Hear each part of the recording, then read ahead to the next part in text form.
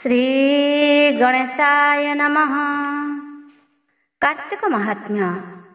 शुक्लांबरधरं विष्णुं शशिवर्णं चतुर्भुजं प्रसन्नं वदनं ध्यायेत् सर्वविघ्नोपशान्तये। व्यासाय विष्णुरूपाय व्यासरूपाय विष्णवे नमो वै ब्रह्मविधये वसिष्ठाय नमो नमः।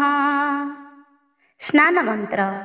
वैकुंठे च प्रयागे च तथा बदरिकाश्रमे इदं विष्णुर्विचक्रमे त्रेधा सन्निदधे पदम् तैरेव सहितैः सर्वैर्मुनिवेद मुखान्वितैः कार्तिकेयं करिष्यामि प्रातः स्नानं जनार्दन प्रीत्यर्थं तव देवेश दामोदर मया सह ध्यात्वाहं त्वं च देवेश जलेऽस्मिन् स्नातुमुदतः तव प्रसादात् पापं मे दामोदर विनश्यतु।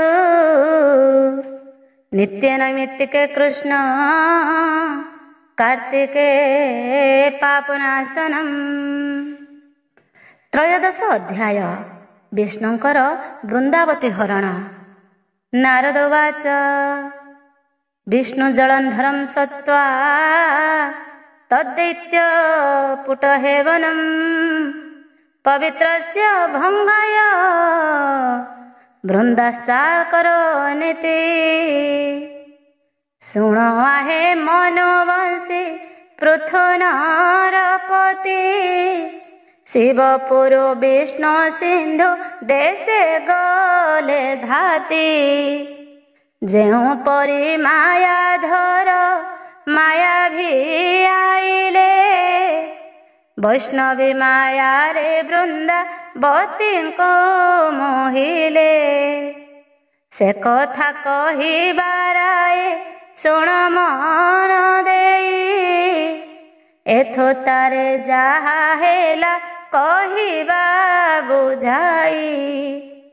स्वामी गुण गुणी वृंदा आपणा मनरे स्वप्न देखिला अर्ध जामिनी मध्यरे। जलंधर अंगरे तैल जर जर बधहीन मुक्त केश भंगा पुष्पहार। मणिष बाहने बसी दक्षिणे गमन छिन्न मुंडे हस्त थिबा देखिला स्वप्न। निद्रा तेजी वृंदावती उठिला चियाई अशुभ शकुन देखि मनरे भाळई। सुलु सुलु होई बहे दक्षिणा पवन डाहाण नेत्र ताहार नाचे घन घन। आखि आगरे उल्लुक पक्षी उड़ी आसी उच्च स्वरे राव दिए गृह परे बसी। गृहरे बाहारे राव दियन्ति शिवागण श्वान माने घन घन करन्ति गमन। विषाद मनरे बसी रमणी रतन उजागरे रही रात्रि कला जे जापन। प्रभात कालरे किछि शुभ न देखिला मंदिर बाहारी पूर्व दिगे अनाइला। श्वेत वर्ण परा एक दिशन्ति अरुण सूर्यमंडल दिशिला अति क्षीण भीन। मंडलर चतुर्पाशे तारागण दिशे ଟପ ଟପ ଶୁଣିତ ସେ ଆକାଶରୁ ଖସେ। ଦଶ ଦିଗ ଦେଖାଯାଏ ଅତି ଧୂମ୍ରମୟେ। ଏ ରୀତି ଦେଖିଣ ବୃନ୍ଦା ମନେ କଲା ଭୟେ। ଭୟ ପାଇ ଅସ୍ଥିରେ କମ୍ପଇ ଥର ଥର। ବେନି ନୟନରୁ ବହିଯାଏ ଅଶ୍ରୁଧାର। ପଞ୍ଚମନ ତାହାର ଯେ ଆକୁଳ ହୋଇଲା। ଗୃହ ମଧ୍ୟେ ଯାଇ ପୁଣି ଘଡ଼ିଏ ବସିଲା। ପୁଣି ଆପଣା ମନରେ କରଇ ବିଚାର। ବାଳ ସ୍ୱରୂପୀ ଅଟନ୍ତି ଦେବ ବିଶ୍ଵେଶ୍ୱର। ଯୋଗ ବଳେ ଜୀବକୁ ସେ ସଂହାର କରଇ। ଇଚ୍ଛା କଲେ ଧରଣୀକୁ ଧ୍ୱଂସି ସେ ପାରଇ। ତେଣୁ କାଳଜ୍ଞ ନାମ ଯେ ଅଟଇ ତାହାର। ଜୀବମାନଙ୍କ ମଧ୍ୟରେ ଅଟେ ବିଶ୍ଵେଶ୍ୱର। ସେ ପୁରୁଷ ତୁଲେ ମୋର ପ୍ରତିଦ୍ୱନ୍ଦ କଲା। କାହୁଁ ଜିଣିବେ ତାହାଙ୍କୁ ବିଷମ ପଡ଼ିଲା। ନିଶ୍ଚୟ ପ୍ରାଣ ହାରିବେ ମୋର ପ୍ରାଣ ଈଶ। ଏବେ କେଉଁ ପରି ମୁହିଁ ପାଇବି ସନ୍ଦେଶ। ବସିଲା ଠାରୁ ପୁଣି ଉଠିଲା ଧାତିକାରେ। ମନର ବିକଳେ ବୁଲି ଗଲା ପୁରେ ପୁରେ। ଅସ୍ଥିର ମନେ ପରାଣ ସ୍ଥିର ନ ହୁଅଇ।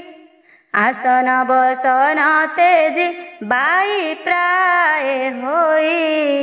ସଳ ସଳ ନିତ୍ୟ କର୍ମ ଶେଷ କଲା। କ୍ଷଣେ କ୍ଷଣେ ମତି ଭ୍ରମ ହୋଇଣ ଆସିଲା। ବସନ ପିନ୍ଧି ଲୋଟଣି ଛନ୍ଦେ ଛନ୍ଦି କେଶ। ବେନି ସଖିଙ୍କିରାଇଲା ପଣାର ପାଶ। ଗୋଗୋଷ୍ଠ ମଧ୍ୟରେ ଯାଇ ପ୍ରବେଶ ହୋଇଲା। ତଥାପି ମନ ତାହାର ତହିଁ ନ ବୁଝିଲା। ମନେ ବିମୁଖ ହୋଇ ବାହାର ହେଲା ତହୁଁ। ତ୍ରିପଣ୍ଡ ଝାଳ ତାହାର ଗଳୁଅଛି ଦେହୁ। ଉଚ୍ଚ ସ୍ଥାନେ ଉଠି ଚତୁର୍ଦିଗକୁ ଦେଖଇ। ପତି ଆଗମନକୁ ସେ ନିରେଖି ଚାହଁଇ। ନିଶ୍ଚୟ ପତିଙ୍କି ମୋର ପଡ଼ିଲା ବିପତ୍ତି। ଏହିପରି ମନେ ମନେ ଭାଳେ ବୃନ୍ଦାସତୀ। ସଖୀମାନଙ୍କ କଥାକୁ ନ ଶୁଣେ କର୍ଣ୍ଣରେ। ଯହିଁ ତହିଁ ବୁଲି ଯାଏ ଆପଣା ଇଚ୍ଛାରେ।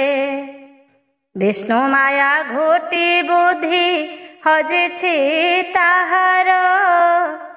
ଆନ କଥା ତାହାକୁ କି ରହିବ ଗୋଚର। ସ୍ୱାମୀ ବିଚ୍ଛେଦରେ ଦେବୀ ଅତି ଦୁଃଖ ମନେ। ବାତୁଳି ପରାୟ ଖୋଜି ବୁଲେ ଏଣେ ତେଣେ। ବେନି ସଜନୀ ତାହାର ସଙ୍ଗରେ ଅଛନ୍ତି। ଏ ସମୟେ ବେନି ଦୈତ୍ୟ ପ୍ରବେଶିଲେ ଧାତି। ସିଂହ ପ୍ରାୟ ମୁଖ ତାଙ୍କ ରୂପ ବିକଟାଳ। ତାଳ ଗଛ ପରି ଉଚ୍ଚ ଦିଶନ୍ତି କେବଳ। ମୁକୁଳା କେଶ ତାଙ୍କର ଉଚ୍ଚ ବେନି ଆଖି। ଯୁବତୀ ମାନେ ତାହାକୁ ଭୟ କଲେ ଦେଖି। କଣ୍ଟକର ବୃକ୍ଷ ମାନ ଧରି ନିଜ करे ଘୋର ନାଦ କରିଣ ଯେ ଧାମନ୍ତି ରୋଷରେ। ଏହା ଦେଖି ବୃନ୍ଦାବତୀ ଅତି ଭୟ କଲେ ବେନି ସଜନୀ ସଙ୍ଗତେ ପଳାନ୍ତି ଆକୁଳେ। ସେହି ପଥେ କେତେ କଦୂରେ ଜଣେ ଋଷି ନିମଗ୍ନ ଭାବରେ ଯୋଗ ଧ୍ୟାନେ ଛନ୍ତି ବସି। ଅପୂର୍ବ ରୂପ ନଳ ପ୍ରାୟ ତେଜ କାନ୍ତି ଧ୍ୟାନେ ବସିବେ ନୟନକୁ ବୁଝିଛନ୍ତି। ଏମନ୍ତେ ଋଷିଙ୍କୁ ଦେଖି ଜଳନ୍ଧର ନାରୀ ଶରଣ ପଶିଲା ଋଷିଙ୍କର ପାଦ ଧରି। ଆତଙ୍କେ ଡାକିଲେ ରକ୍ଷା କର ରକ୍ଷା କର ହସ୍ତକୁ ଉଞ୍ଚାଇ ହୁଁ ହୁଁ କଲେ ମୁନିବର। ଏତିକିରେ ସେ ଅସୁରେ ପଳାଇ ନ ଗଲେ ଆନନ୍ଦରେ ବୃନ୍ଦା ଋଷି ପାଦରେ ପଡ଼ିଲେ। ଆପଣାକର ଯୁଗଳ ଶିର ପରେ ଦେଇ ସାଦରେ ବାଣୀ ଭାସିଲେ ଶୁଣିବା ଗୋସାଇଁ। ଆପଣଙ୍କ ପରସାଦେ ପାଇଲୁ ଉଦ୍ଧାର ନୋହିଲେ କି ଛାଡ଼ି ଯାନ୍ତେ ଆମ୍ଭଙ୍କୁ ଅସୁର। ଏବେ ଥକା ଏକ ମୋର ଶୁଣ ମୁଁ କହି ତୁମ୍ଭେ ସର୍ବଜ୍ଞ ପୁରୁଷ ଅଟ ଋଷି ସାଇଁ।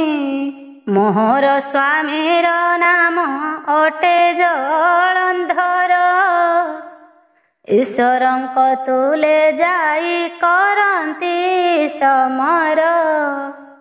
ସମ୍ପୂର୍ଣ୍ଣ ମାସେ ହେଲାଣି ଯୁଦ୍ଧ ତ ସରଇ ଜିଣି ନ ପାରନ୍ତି ଯୁଦ୍ଧେ କାହାକୁ ଟିକେହି। ଆଉ ରଜନୀରେ ମୁହିଁ ଦେଖିଲି ସ୍ୱପନ ଶୁଭ ନୁହଁ ସେ ସବୁ ଅଶୁଭ ଶକୁନ। ସେବେଳରୁ ମୋହର ମନରେ ଗୁରୁ ଚିନ୍ତା ଅନ୍ନ ପାଣି ସବୁ ମୋତେ ଲାଗେ ବିଷ ପିତା। ବାତୁଳ ପରାଏ ଆସି ଏ ବନେ ବୁଲଇ ଭାଗ୍ୟବଶେ ଆପଣଙ୍କୁ ଭେଟ ପାଇଲଇଁ। ବଡ଼ ଭାଗ୍ୟ ମୋର ଅଟଇ ଆଜ ଯେ ଦିନ ଆଶା କରିଛି ପାଇବି ସ୍ୱାମୀଙ୍କ ସନ୍ଧାନ। କହ ମୁନି ମୋର ପତି ଛନ୍ତି କି କୁଶଳେ ଏତେ ବୋଲି ସତୀ ପଡ଼େ ମୁନି ପାଦ ତଳେ।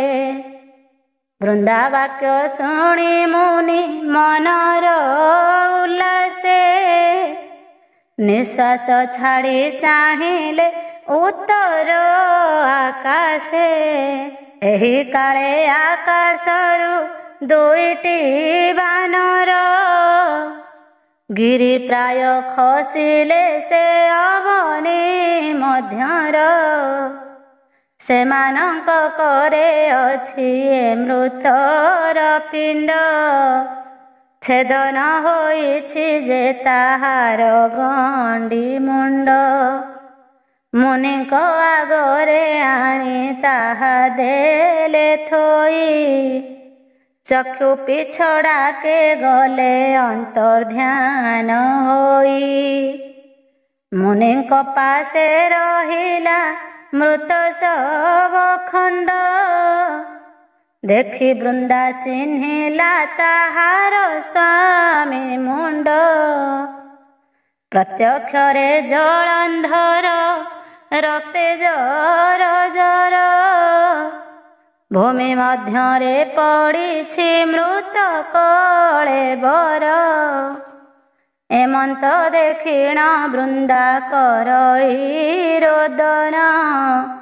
ସାଉଁଟି ଧରଇ ଗଣ୍ଡି ମୁଣ୍ଡକୁ ସେ ପୁଣ।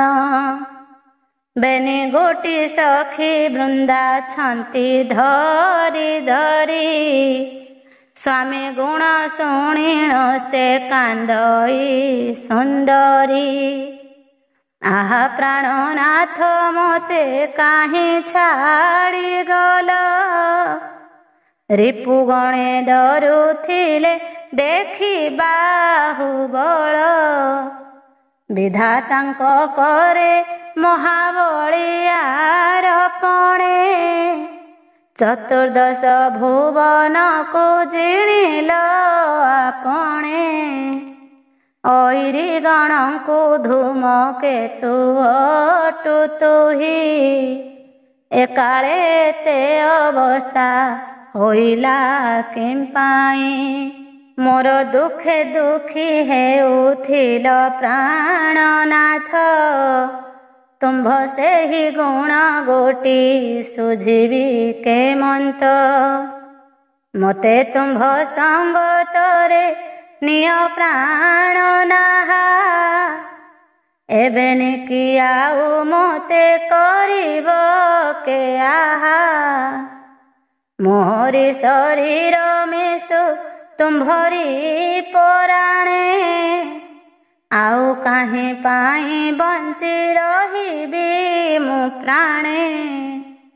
ଅଗ୍ନି ଜାଳି ତୁମ୍ଭ ସଙ୍ଗେ ପଡ଼ିଣ ମରିବି।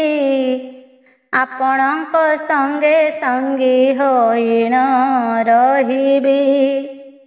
ତୋହର ବାନ୍ଧବ ଯେ ଅଟନ୍ତି ଚକ୍ରଧର। ଇନ୍ଦ୍ରାଦି ଦିଗପାଳେ ପୁଣି ସୁର ଅସୁର। ଏମାନେ ତୋହର ଯେ ଅଟନ୍ତି ବଶବର୍ତ୍ତୀ। ଏତେ କାଳେ ଆସି ତୋତେ ପଡ଼ିଲା ବିପତ୍ତି। ଜାଣି ଶୁଣି କରି କିମ୍ପା ଏ ଅନୀତି କଲ।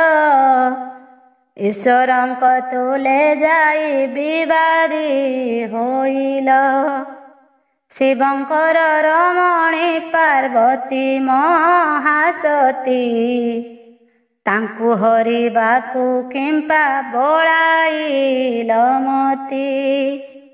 ଏଣୁ ତୁମ୍ଭର ମରଣ ଉଚିତ ଅଟଇ। କିନ୍ତୁ ଗୋଟିଏ କଥାରେ ସନ୍ଦେହ ଲାଗଇ। ମୋହର ଯେ ସତୀପଣ ଗୋଟି କେଣେ ଗଲା। ମୋହ ପରି ସ୍ୱାମୀ କେଣେ ମରଣ ଲୋଭିଲା। ଏଣୁ କରି ମନକୁ ମୋ ପ୍ରତେ ଯାଉ ନାହିଁ। ଜାଣିଥିଲେ ସତ କରି କହ ମୁନି ସାଇଁ। ବିଚାରିଲେ ଅନ୍ୟାୟ ତ ନାହିଁ ମୋର ମନେ। ତଥାପି ବିଧାତା ମୁହିଁ ହୋଇଲି କେଶନେ। ଏହା ଶୁଣି ମୁନି ଯେ ବୋଲନ୍ତି ଶୁଣ ସତୀ। ସ୍ୱଧର୍ମେ ତୋହର ଯେବେ ଅଛି ଚିରମତି। ସାକ୍ଷାତରେ ସେ ଜଗତ ଈଶ୍ୱର ପୁରୁଷ। ଆପଣେ ତୋର ଏତିକି କରିଛନ୍ତି ନାଶ। ହାତରେ ଧରି ଶବକୁ ଛାଡ଼ିଗଲେ ଥେ। ଦେଖୁଛ ତ ପ୍ରତ୍ୟକ୍ଷ ସେ ଜୀବ କେମନ୍ତେ। ଶୁଣି କରି ବୃନ୍ଦାବତୀ ମୁନିଙ୍କି ନମିଲା। ପାଦରେ ନେଇଣ ଶିରରେ ବୋଳି ଦେଲା। ଶିରେ କର ଯୋଡ଼ି କହେ ଆହେ ମୁନିବର। ସକ୍ଷମ ଅଟ ଆପଣା ଦେବା ପାଇଁ ବର।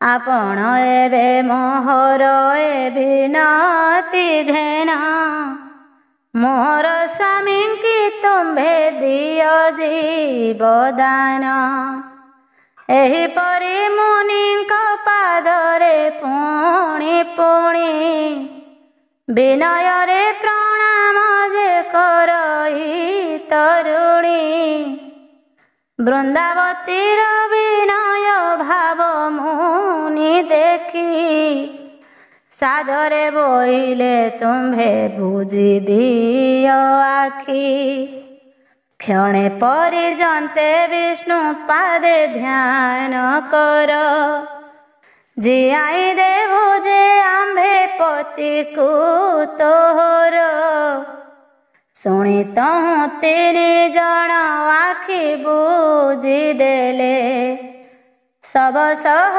मुनि अंतर ध्यान होई गले से काले प्रवेश हेला आसी जलंधर धनुनार हस्तरे शोभई ताहार कटी किंकिणी नाद कर्णे शुणी अविलंबे चक्षु मेली चाहिले तरुणी देखा जाए प्रत्यक्ष से जलंधर मूर्ति देखि करी आनंद होइला वृंदावती उत्सुक कला बाजी आपना पंचमन दरिद्र जन की लाभ कला कोटि धन सुरंग च्युत फल को देखिले बालके दूरु निकटे आसंती मनर उत्सुके सेही परी बृंदाने कटकु धाई गला आलिंगन करिण बदने चुंब देला लोम टांकुरिला नेत्रु बहे अश्रुजल पचारई बृंदानाथ केउठारे थिल तुम्भंकु न देखि मन दगधी हेउछि सेही दुख आज मोर दूरेई होइछि शिव बाणे तुम्भ देह बेनि खंड होई अकस्माते मो आगरे पड़िला कसेही से मृत पिंड को बेनि बानर आनिले मोहर सम्मुखे छाड़ी देई चाली गले एही ठारे रहिथिले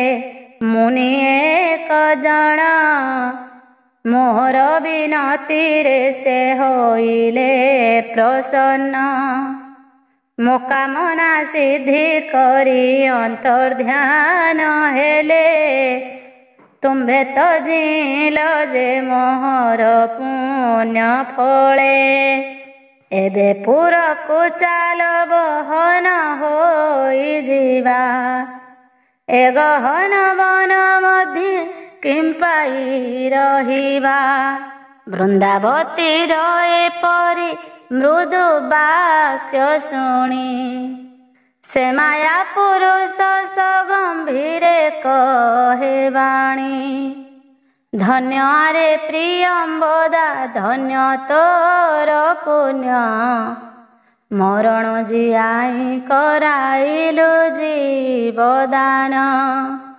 एबे तु ही मोर बोल कर प्रिय सही सुरम्य स्थान देख ए अरण्य अटई एही ठारे दिना केते आनंदे रहिबा क्रीड़ा विनोदरे मनोरंजन करिबा तहु परे आपना गृह को जीवा फेरी शुणी अति आनंदित वृंदावती नारी विपिन मध्यरे एक पुर निर्माणिले केते कदिन तहि आनंदे बंचिले कहूँ कहूँ गत जे होइला 16 मास क्रमे शरद ऋतु आसीन परवेश माया रूप धरी विष्णु जलंधर नारी पतिव्रता नाश कले कौशल करी मने मने विचार करंती नरहरी एबे जान वृंदावती होइला दोचारी स्वधर्मपण एहार होई गला दूर एबे थर निश्चय मरिब जलंधर देवतांक कार्य एबे निश्चय होइब तेबे रूप आंभर किंपाई रहिब एही कथा विचार करंती नारायण वृंदावती कुकोଳରେ छंती बसाइण तत्क्षणे माया मूर्ति से उपेखिले आपणा स्वरूप गोटी निजे प्रकाशिले विष्णुक मेघ गंभीर बाणी कर्णे शुणी लेउटी पछकु चाही देखिला तरुणी विष्णु रूप को देखिण कातर होइला देह कंपित ताहार आखि बुझी देला धातिकारे कोळरू उठिला से सुंदरी आउ थरे निरेखी चाहिला भल करी प्रत्यक्ष कोटि कंदर्प रूप होई हरि नील नवीन घन मूर्ति छांति धरी अतसी पुष्प पराए विराजी दिशंती पीताम्बर पिंधिण शोभा पाउछंती आजानुलंबित प्रभु चतुर्भुज होई शंख चक्र गदा पद्म हस्तरे शोभई बेनी कर्णरे कुंडल कंठे रत्नहार भुजमानंके सोहे कंकण रत्नसार पादर नूपुर जे आदित्य परिप्रभा कपाଳରେ चंदन जे अति मनलोभा बनमाला कंठ तटे लंबिण छई बाहुरे बाहुटी भुज मूले विराजई अंगुली मानके रत्न मुदी शोभा पाए नयन कुदिसे ज्योति तेज प्राय एमंत स्वरूप धरी प्रभु ब्रह्मराशि वृंदावतीर मुख को चाहि अल्प हसी देखी करी वृंदावती धिकारी कहिला धिक तोर प्रभु पण बोलिण बोइला तोहि परा बोलाउ जे परम दयालु सकल धर्म को एक करी प्रतिपालु तोहर नाम को धरी पापी तापी जने भव संसार मध्यरु तरन्ते केशने मोर पति आपणଙ୍କୁ बांधव रूपरे एहि निकिरण जिला रखी घरे ତୋହି ନାଥ ଏଡ଼େ କସୁହୃଦ ଫଳ ଦେଲୁ, ଏକାଳେ ଏଡ଼େ ଅକର୍ମ କିମ୍ପାଇଁ ତୁ କଲୁ। ଏବେ ଜାଣିଲି ତୋ ଠାରେ ନାହିଁ କିଛି ଦୟା, ମୂର୍ଖ ଜନ ପରି ସିନା ଭିଆଇଲୁ ମାୟା। ଯେ ବଣ ବେନି ଦୈତ୍ୟକୁ ଦେଖି ଭୟ କଲୁ, ତୁହି କି ପରା ସେହି ଦୈତ୍ୟ ହୋଇଥିଲୁ। ଯେ ବଣ ଋଷି ଅରଣ୍ୟେ କରୁଥିଲା ତପ, ଯେଉଁମାନେ ଦିଶୁଥିଲେ ମର୍କଟ ସ୍ୱରୂପ। ଆବର ଯେ ମୃତ ଶବ ଆଡ଼େ କିଏ ପରି, ତୁହି କି ମାୟା କରିଥିଲୁ ଦଇତାରି। ସହଜେ ମୁଁ ଅବଳା କପଟ ଭିଆଇଲୁ, କପଟେ ମୋ ସତୀପଣ ନାଶ କରିଦେଲୁ। ଏଣୁ କରି ସାପ ତୋତେ ଦେଉଛି ନିକର, ତୋର ଭାର୍ଯ୍ୟାର ଶିରି ହରିବ ଅସୁର। ମାୟା ହୋଇ ମତେ ତୁ ଭଣ୍ଡିଲୁ ଯେଉଁ ବାରେ, ସେହିପରି ଅସୁରେ କରିବି ତୋର ଆଗେ। ଯେଉଁ ଜ୍ୟୋତି ବେଶ ଧରି ଭଣ୍ଡିଲୁ ତୁ ମତେ, ସେହି ପରିବେଶ ବନେ ହୋଇବୁ ସାକ୍ଷାତେ।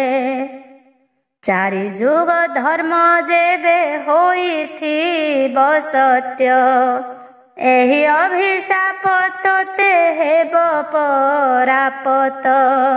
ମୋତେ ଯେଉଁ ବିଡ଼ମ୍ବନା କରିଗଲୁ ତୁହି, ଆଜହୁଁ ଯେ ଅକାରଣ ହେଉ ମୋର ଦେହି। କଦାଚିତ ଜୀବନ ମୁଁ ନ ରଖିବି ଆଉ, ତୋହର ଉପରେ ଜାଣ ମୋର ହତ୍ୟା ହେଉ।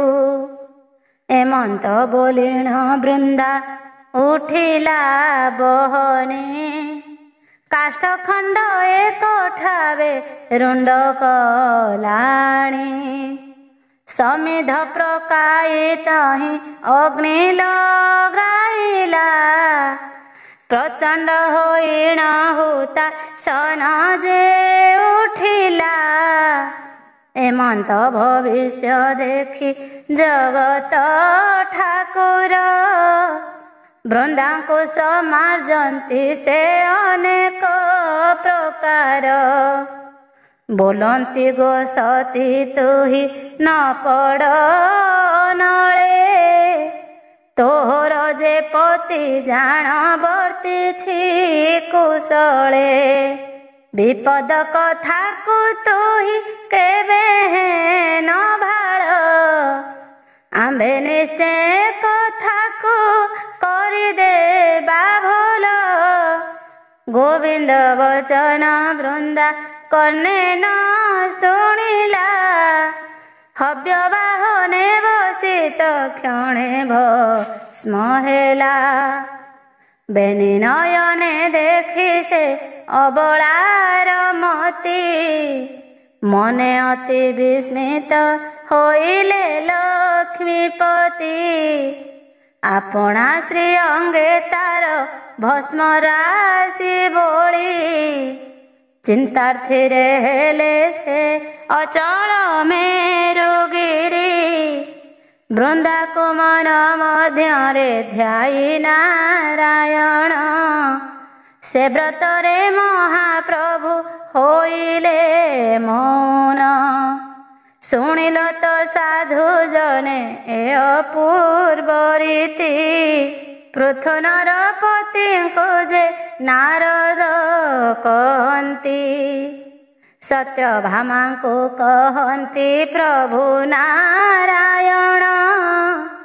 ପଦ୍ମ ପୁରାଣ ଉତ୍ତର ଖଣ୍ଡେ ଆଖ୍ୟାନ, पढ़ी शुणी साधु जने जाओ सत्य पथे लक्ष्मी नारायण पारी करिवे निश्चिंते कार्तिक पुराण पूर्ण भक्ति पूर्ण मने हरि बोल हुळ होळी दिया शुद्ध मने कार्तिक महाव्रत पवित्र पुण्य मास भाषा प्रबंधे भणिले नागपाल दास।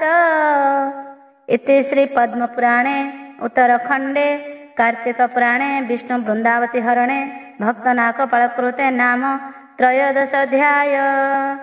चतुर्दश अध्याय जलंधर बध। तत्व जलंधर दृष्ट्वा रुद्रमद्भुत विक्रम चकार गौरीं त्र्यंबकं मोहयान्विदा कहन्ति नारद शृण पृथु महारथा एथु अनंतरे पुणी हेला जेउ कथा तेवे शिवंक संगरे दैत्य जलंधर दिन को दिन युद्ध करन्ति घोरतर विपरीत युद्ध देखि सिंधु राजा सूत आपणा मन मध्यरे हुअन्ति चिंतित युद्ध स्थले क्षणे क्षणे प्रभु शूलपाणि करन्ति तांडव नृत्य करी ठिया ठाणी देखि मने मने विचारोई जलंधर शत्रु को एहार देखि तिले नाही डर युद्ध छाड़ी क्षणे क्षणे नृत्य करुअछि एते भाड़ी दैत्य घड़ी एक अंतर्ध्यान होइन से कौशल एक कला से भियान पार्वती रूप प्राय करी एक नारी युद्ध स्थल को विजय रथ परे धरी बेने चरण नारीर छंदी दौड़ी रे पहुंचाई देला शुंभ निशुंभ पासरे युवती की देखिण जे बेने गोटी भाई मारंती चापोड़ा गाड़ी भर्सना दी देई भयरे विकल होई कांदई तरुणी आरते डाकई मते रख शूलपाणि आहे कार्तिक गणेश आहे रुद्र गण तुम्भे माने थाऊ मोर एड़े ककसण किस देखु छरे नंदी भृंगी महाकाल धिक तुम्भर जीवन धिक तुम्भ बल तुम्भ घेनी असुर जे धरी आनी रागे निर्दय भावरे दंड दिए तुम्भ आगे ईश्वर परि लोकंकु पति रूपे पाई एहाने की करमरे अर्जिथिली मोहि आहे देव शूलपाणि दैत्यंकर नाहा नेत्रे देखि केउ परि सहुअछ एहा तुम्भे थाई असुर जे गंजुअछि मोते मरी न जाई जीवने अछ किने मन्ते पारिले विपत्ति को मोते रक्षा कर न पारिले रण छाड़ी दूरे अपसर एही मति शिव बल बीर्जे निंदा करी अति विकल होइन कांदिला सुंदरी रमणीर आर्तनाद देखि शिव गणे अति अंतरस्थ होइले जणे जणे छिद्र खोजिले असुर निधन निमन्ते एही मते अस्त्र शस्त्र मान धरी हस्ते सती अपमाने शिव विमुखे कातर धैर्य हराई निजको निंदिले अपार ଅଧବଦନେ ଶଙ୍କର ଧରଣୀ କି ଚାହିଁ ବୋଲନ୍ତି କି କର୍ମ ଆଣି କଲା ମନ୍ଦ ବିହି। ଯାହା ପାଇଁ ଏଡ଼େ କି ବିବାଦ ଉପୁଜିଲା ସେ ତ ପୁଣି ଏବେ ଶତ୍ରୁ ହାତରେ ପଡ଼ିଲା। ଅସୁରମାନେ କେବଳ କରିଥିଲେ ତପ ବିଚାରିଲେ ପାର୍ବତୀଙ୍କ ଅଙ୍ଗେ ନାହିଁ ପାପ। ଏତେ ବୋଲି ରାଗେ ସାପ ଦେଲେ ଉମା ସାଇଁ ମରନ୍ତୁ ଶୁମ୍ଭରେ ଶୁମ୍ଭ ଗୌରୀଙ୍କ ପାଇଁ। ଦୈତ୍ୟ କେହ୍ନେ ପାର୍ବତୀଙ୍କୁ ଛୁଇଁ ଯେ ପାରିବ ଏତେ ବୋଲି ନୃତ୍ୟ ଆରମ୍ଭିଲେ ସଦାଶିବ। ଏମନ୍ତ ଭବିଷ୍ୟ ଦେଖି ଦୈତ୍ୟ ଜଳନ୍ଧର ଈଶ୍ୱରଙ୍କୁ ବିନ୍ଧିଲା ସେ କୋଟି କୋଟି ସର। ବରଷା କାଳରେ ଯେନେ ମେଘ ବରସନ୍ତି ସେ ପ୍ରକାରେ ସିନ୍ଧୁ ସୁତ କରେ ବାଣ ବୃଷ୍ଟି। ଈଶ୍ୱରଙ୍କ ଅଙ୍ଗେ ଦୈତ୍ୟ ବାଣ ମାନ ପଡ଼ି ନୟନକୁ ଦେଖାଯାଏ ଯେ ସନେ କୁହୁଡ଼ି।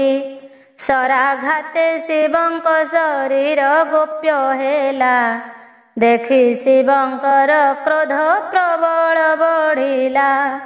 ରୁଦ୍ର ମୂରତି ଧଇଲେ ଦେବ ଷୋଳ ପାଣି ନୟନେ ଦିଶେ ଜ୍ୟୋତି ଯୁଗାନ୍ତ ଅଗ୍ନି ଜାଣି। ନିର୍ଭୟ ଚିତ୍ତରେ ରଣ ମଧ୍ୟରେ ପଶିଲେ ସିନ୍ଧୁ ଗର୍ଭେ ମନ୍ଦର କି ପଶିଗଲା ଭଲେ। ଅସୁରଙ୍କୁ ସେ ପରି ମନ୍ଥିଲେ ଅନ୍ଧକାରୀ ମାରନ୍ତି ଅସୁର ସୈନ୍ୟ ରମ୍ଭାବନ ପରି। ଈଶ୍ୱରଙ୍କ ଶୂଳ ଘାତେ ଅସୁର ସକଳ ଭୂମିରେ ଲୋଟନ୍ତି ଯେ ଗଡ଼ଇ ମୁଣ୍ଡ ମାଳ। ଦେଖି କରି ଜଳନ୍ଧର କ୍ରୋଧ ଭର ହେଲା ଆରେ ଆରେ ସଦାଶିବ ବୋଲିଣ ବୋଇଲା। ଧନୁ ଘେନି ବିନ୍ଧଇ ଯେ ଅସଂଖ୍ୟକ ବାଣ ସତେ କିୟ ବା ଅଗ୍ନି କୁଣ୍ଡକୁ ଯେନେ ତୃଣ। ଜଳନ୍ଧର ଅସୁରର ସର ସେହି ରୂପେ ତତ୍କ୍ଷଣେ ଦଗଧ ହୋଇ ରୁଦ୍ର ତାପେ। ଗଦା ମୁଦଗର ଘାତେ ଅସୁର ସୈନ୍ୟ ଅସ୍ଥି ମାଂସ ମିଶି ଦଳି ହୁଏ ଛିନ୍ନ ଛିନ୍ନ। ଦେଖି ନିଶାଚର ଗଣ ଯାଆନ୍ତି ପଳାଇ ଈଶ୍ୱରଙ୍କ ସମୀପରେ ନ ପାରିଲେ ରହି। ସୈନ୍ୟ ଭାବେ ଜଳନ୍ଧର କଲା ଶଙ୍କା ମହାପ୍ରତାପୀ ଯେହୁ ବୀର ଧରଣ ରଙ୍କା। କୋପ ଚିତେ ପରି ଘଘେନିଣ ପର ଚଣ୍ଡେ ବୁଲାଇ ନେଇ ପିଟିଲା ରୁଦ୍ର ରଥ ଖଣ୍ଡେ। ମେଘ ଗରଜନ ପରି ଘଡ଼ଘଡ଼ି ଶୁଭିଲା ମୂର୍ଚ୍ଛା ଯାଇ ବୃଷଭ ଯେ ଢଳିଣ ପଡ଼ିଲା।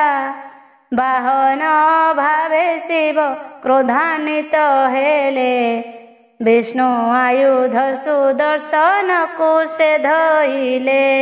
କାଳପୁଂସ ପ୍ରାୟ ବିଶ୍ୱ ମୂରତି ପ୍ରକାଶୀ ଦୈତ୍ୟନାଶନେ ଚକ୍ରକୁ ପେଶିଲେ ଆକର୍ଷି।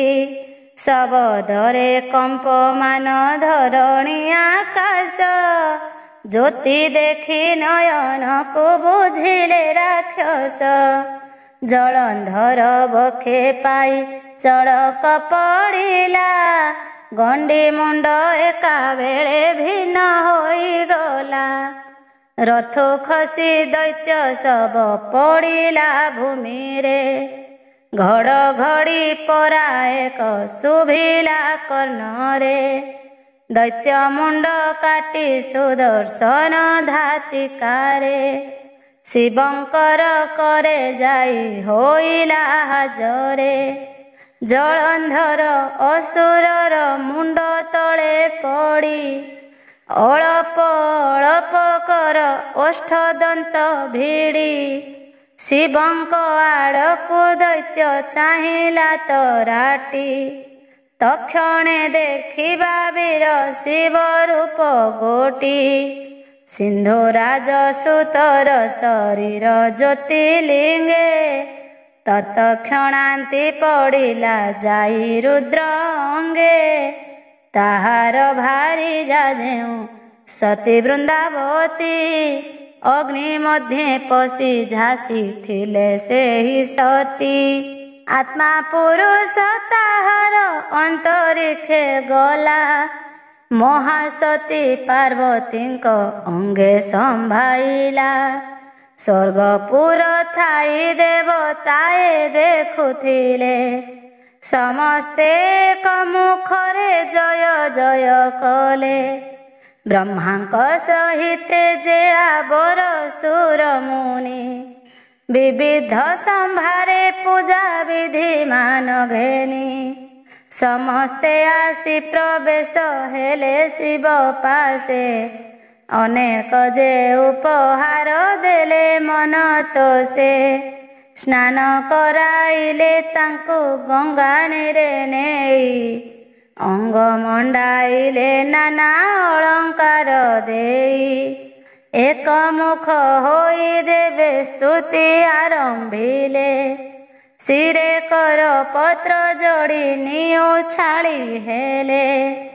ନମୋ ନମ ସଦାଶିବ ନମୋ ମହାଦେବ ସର୍ବଦେବ ଶିରୋମଣି ଗୌରୀ ବଲ୍ଲଭ ଜଗତ ଜନ ପାଳକ ଆଦି ମହେଶ୍ୱର। ଜୟ ଜୟ ହେ ବୃଷଭ ଧ୍ୱଜ ବିଶ୍ୱମ୍ବର ଜୟ ଜୟ ହେ ଅଖିଳ ବ୍ରହ୍ମାଣ୍ଡର ପତି। ତୁମ୍ଭଙ୍କୁ ଚିହ୍ନନ୍ତି ଯେ କେବଳ ସିଦ୍ଧ ଜ୍ୟୋତି।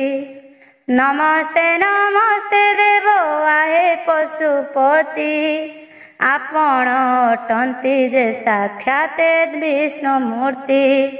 ତବ ଶ୍ରୀଚରଣ ତଳେ ଯୋଗୀ ଜନ ମାନେ ଶଙ୍କା ଉପେକ୍ଷିତ ପକରନ୍ତି ଘୋର ବନେ। ଆନନ୍ଦ ମନରେ ସେହୁ କାଳ କାମନାସି ଜନ୍ମ ମରଣ ଦୁଃଖକୁ ପକାନ୍ତି ବିଧ୍ୱଂସୀ। ସୁଖୀ ହେଉଥାନ୍ତି ଅଙ୍ଗେ ଭସ୍ମ ବୋଳି ହୋଇ ତୁମ୍ଭର ମହିମା ମୁଖେ କହୁଁ ନ ସରଇ। ଅଜ୍ଞାନୀ ଜନେ ଦୁର୍ଲଭ ଅଟେ ତୋର ଭାବ ଜ୍ଞାନୀ ଜନ ମାନଙ୍କୁ ଯେ ଅଟଇ ସୁଲଭ। ଜଗତ ମଧ୍ୟେ ପାଷାଣ୍ଡେ ତୋର ମାର୍ଗ ଭୁଲି ସଂସାର ମଧ୍ୟରେ ସେ ତ ମରୁଥାନ୍ତି ବୁଲି। ସେହିମାନେ ତୋହର ବିଭୂତି ଘେନି ଭ୍ରାନ୍ତି ସିନ୍ଧୁ ସୁତ ଜଳନ୍ଧର ପ୍ରାୟ ଯଶ ପାନ୍ତି। ଏ ଯେଉଁ ଧନୁଜ ଜାଣ ସାଗର ତନୟ ଆମ୍ଭଙ୍କୁ ମଣିଲା ମହାକାଳ ଯମ ପ୍ରାୟ। ତୁମ୍ଭ ପରି ଲୋକଙ୍କୁ ସେ ଚିହ୍ନି ନ ପାରିଲା ଦେବତା ମାନଙ୍କୁ କେତେ ଦୁଃଖ ସେହୁ ଦେଲା। ଆପଣଙ୍କ ହସ୍ତେ ସେ ଅସୁର ନାଶ ଗଲା ଜଗତ ଜନ ମାନଙ୍କ ଦୁଃଖ ଦୂର ହେଲା। ଜୟ ଜୟ ମହାଦେବ ଜୟ ଦୁର୍ଗାପତି ଦୂର କଲ ଅବହେଳେ ଦେବଙ୍କ ବିପତ୍ତି। ଏବେ ଆମ୍ଭେ ସର୍ବଦେବତାଏ ହେଲୁ ସୁଖୀ ଆପଣଙ୍କ ମହିମା ଯେ ନ ପାରିବୁ ଲେଖି। କେବଳ ଭରସା ଶିବ ନାମକୁ ତୁମ୍ଭର ଶିବ ନାମକୁ ଚିନ୍ତିଲେ ଦୁଃଖ ହେବ ଦୂର। ଏହି କଥା ଗୋଟି ପରା ଅଟଇ ପ୍ରମାଣ କହନ୍ତି ନାରଦ ମୁନି ପୃଥୁରାଏ ଶୁଣ। ଆପଣେ ଦୈତ୍ୟ ରୂପକୁ ଧରି ନର ହରି କପଟେ ହରଣ କଲେ ଜଳନ୍ଧର ନାରୀ। ସେ ସତୀ ନାରୀର ପତିବ୍ରତା ନାଶ କଲେ। ପୁଣି ଆପଣା ଦେଶକୁ ତକ୍ଷଣେ ଧଇଲେ। ନୟନେ ବିଷ୍ଣୁଙ୍କୁ ଦେଖି ସତୀ ବୃନ୍ଦାବତୀ ଅବିଳମ୍ବେ ଶାପ ଦେଲା ହୋଇ କ୍ରୋଧମତୀ। ଶାପ ଦେଇ ଅନଳ ମଧ୍ୟରେ ଦେଲା ଝାସ। ଦେଖି ସ୍ତମ୍ଭୀଭୂତ ହେଲେ ଅନାଦି ପୁରୁଷ। ଏବେଳେ ପଡ଼ିଛି ବଡ଼ ଦୁଃସହ ପ୍ରମାଦ। କେଉଁ ପ୍ରକାରେ ଦୂର ହେବ ଏ ବିଷାଦ। ବିଷ୍ଣୁ କେଉଁ ପରି ସନ୍ତୋଷିବେ ତାଙ୍କ ମନ। ଏ କଥାର ପ୍ରତିକାର କହ ତ୍ରିଲୋଚନ। ଏତେ ବୋଲି ଦେବତାଏ ଶିବଙ୍କ ଛାମୁରେ କାକୁସ୍ଥରେ ଜଣାଇଲେ କର ଯୋଡ଼ି ଶିରେ। ଦେବଙ୍କ ବଚନେ ଶିବ ସନ୍ତୋଷ ହୋଇଲେ। ଦେବତା ମାନଙ୍କୁ ଚାହିଁ ବଚନ ଭାସିଲେ। ବିସ୍ମୟ ମନା ଯେବେ ଅଟନ୍ତି ନାରାୟଣ। ତେବେ ତାଙ୍କୁ ପ୍ରବୋଧି ପାରିବ କିଏ ଜାଣ। କେବଳ ଆଦି ଅପର୍ଣ୍ଣା ଦେବୀ ମହାମାଏ। ସେହି ଜାଣିବେ କାଏ ଥକୁ ଯେ ଉପାଏ। ତୁମ୍ଭେ ସର୍ବଦେବ ଗଣ କର ତାଙ୍କୁ ସ୍ତୁତି। ସେହି ଖଣ୍ଡି ପାରିବେ ବିଷ୍ଣୁଙ୍କ ଯେ ଦୁର୍ଗତି। ଦେବତା ମାନଙ୍କୁ ଦେଇ ଏହି ଉପଦେଶ। ତହୁଁ ଶଙ୍କର ଗମନ କଲେ କପିଳାସ। ଶିବ ଗଣ ଘେନି ଶିବ ନିଜପୁରେ ଗଲେ। ଆପଣା ଭୁବନେ ଯାଇ ନିଶ୍ଚିନ୍ତେ ରହିଲେ। ଶିବଙ୍କୁ ଦେଖିଣ ଶିବା ହେଲେ ଆନନ୍ଦିତ। କେ ତାହା ବର୍ଣ୍ଣି ପାରିବ ସେ ବେଣୀଙ୍କ ମତ। ତାହାଙ୍କର ମନ କଥା ବର୍ଣ୍ଣିବାକୁ କେହି ସକ୍ଷମ ହେବାକୁ ଶକ୍ୟ କାହାର ଛଇ। ଏଥୋ ଅନନ୍ତରେ ରାଏ ମନ ଦେଇ ଶୁଣ। ସଦା ଶିବଙ୍କ ଆଦେଶେ ସର୍ବସୁର ଗଣ। ସର୍ବେ ଚଳିଲେ ଜାହ୍ନବୀ ଜଳେ ସ୍ନାନ ସାରି। ଏକ ମୁଖ ହୋଇ ଯୋଗ ମାୟାଙ୍କୁ ସୁମରି। ମହାଶୂନ୍ୟକୁ ଅନାଇ ଆରମ୍ଭିଲେ ସ୍ତୁତି। ନମ ନମ ମହାମାଇ ଦେବୀ ନମ ମାଏ। ତୋଠାରେ ଅଛି ତ୍ରିଗୁଣ ଲକ୍ଷଣ ଉପାଏ। ଆମ୍ଭେ ସକଳ ଦେବତା ଅଟୁ ତବ ଭୃତ୍ୟ। ଆମ୍ଭଠାରେ ସୁପ୍ରସନ୍ନ ହୁଅ ଆଦିମାତ। ଏମନ୍ତ ପ୍ରକାରେ ଦେବତାଏ ସ୍ତୁତି ଭଣି। ଯୋଗ ମାୟା ଦେବୀ ତାହା ଅନ୍ତର୍ଗତେ ଜାଣି। ଅକସ୍ମାତେ ଆକାଶରେ ହୋଇଲେ ଉଦୟ। ନେତ୍ରେ ଦିଶିଲା ଜାଜୁଲ୍ୟ ତେଜ ଜ୍ୟୋତିର୍ମୟ। ନିର୍ଧୂମ ନଳ ଦିଶି ଗଗନ ମଣ୍ଡଳ।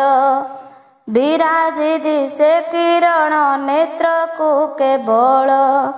ଊର୍ଦ୍ଧ୍ୱକୁ ଚାହିଁ ଦେଖନ୍ତି ସର୍ବଦେବ ଗଣ। ଅକସ୍ମାତରେ ଆକାଶେ ଉଛୁଳେ କିରଣ। ତେଜ ଘୋଟି ତାହାର ବିକାଶେ ଦଶ ଦିଶେ। ରବି ମଣ୍ଡଳ ମଧ୍ୟରେ ଅଗ୍ନି ଅବାକିସେ। ତେମନ୍ତ ପ୍ରକାରେ ବିରାଜଇ ତାର ପ୍ରଭା।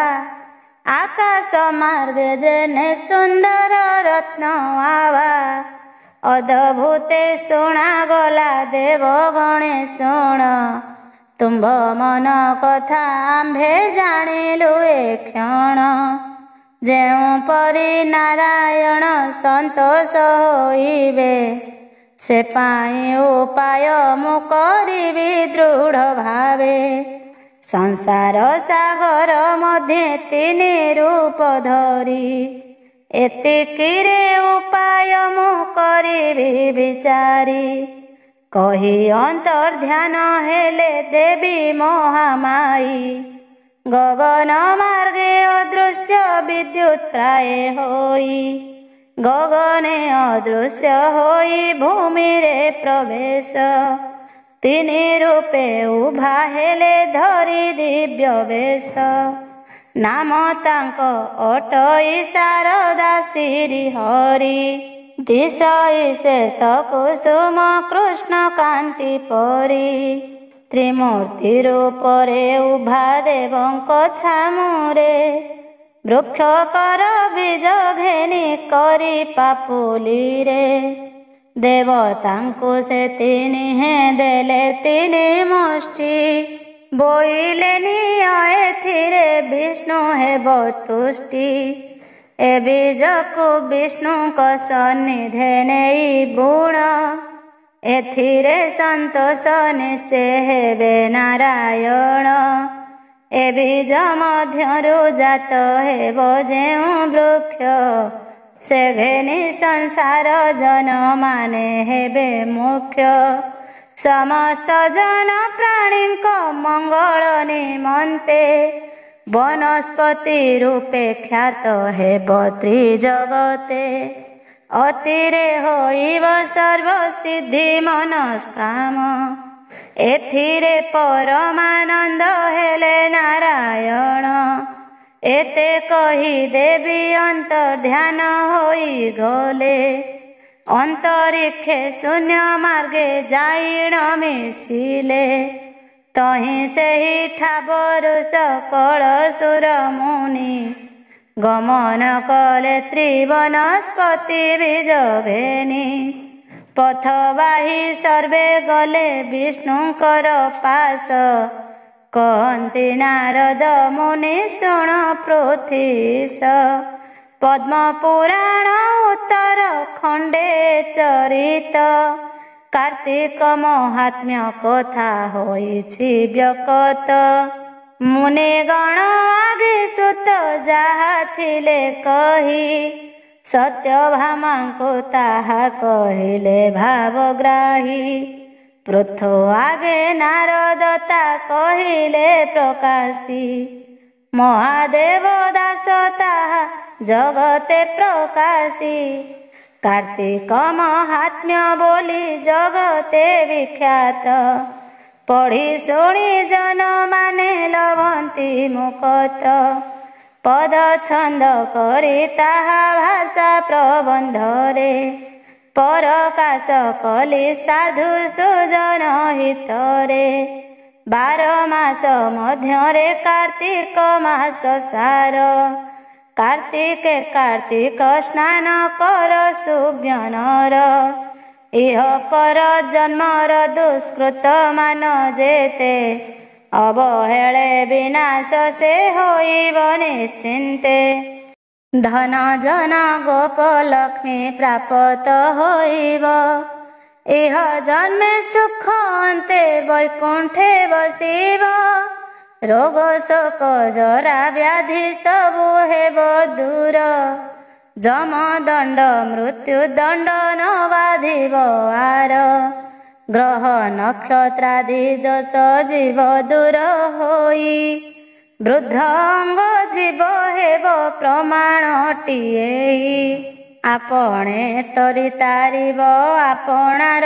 वंश सप्त पुरुषंकु हेब वैकुंठे बास 30 दिन जाए शुद्ध जले करि स्नान त्रिसंध्यारे तुलसीर मूले दीपदान शुणिब गुरु मुखरु कार्तिक पुराण अध्याशेषरे डाकिब लक्ष्मी नारायण शिव गौरींक नाम जपिब मुखरे हरि बोल हुळ हुळी देव उच्च स्वरे बालक मुखरे बाल भोग बांटी देव कदली नड़िया चूड़ा उखुड़ादि सर्व अतिथि मानंकु डाकी देव न दान मन मध्ये पक्षपात न करिब जान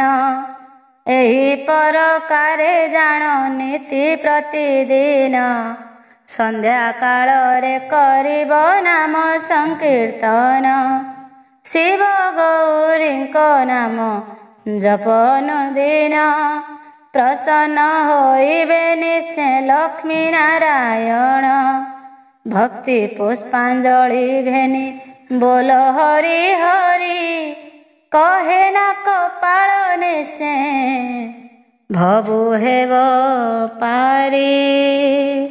इति श्री पद्मपुराणे उत्तरखंडे कार्तिक पुराणे जलंधर वधे भक्तना कपाळ कृते नाम 14 अध्याय।